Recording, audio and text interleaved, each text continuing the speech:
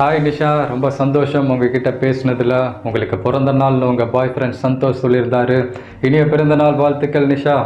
இந்த பிறந்த நாள் மட்டுமல்ல, இனி வரப்போகிற எல்லா பிறந்த நாளும் நீங்கள் எப்போவுமே சிரிச்சுட்டு சந்தோஷமாகவே இருக்கணும். நீங்கள் வாழ்க்கையில் ஆசைப்பட்டதெல்லாம் கூடிய சீக்கிரம் நடக்கணும்னு அந்த ஆண்டவனை வேண்டிக்கிறேன். அண்ட் சந்தோஷ் ரொம்ப நல்ல பையம்மா, விட்டுறாதீங்க.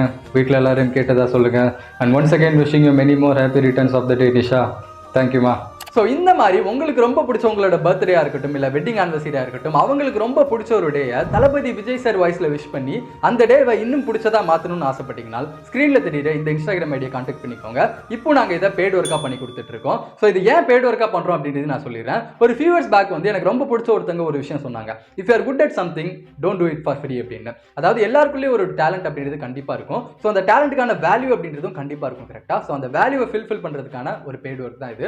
ஸோ இது பெய்டு ஒர்க் அப்படின்னு சொன்னோன்னா பெரிய அமௌண்ட்டாக இருக்கும் அப்படின்னு சொல்லிட்டு யாரும் நினைச்சு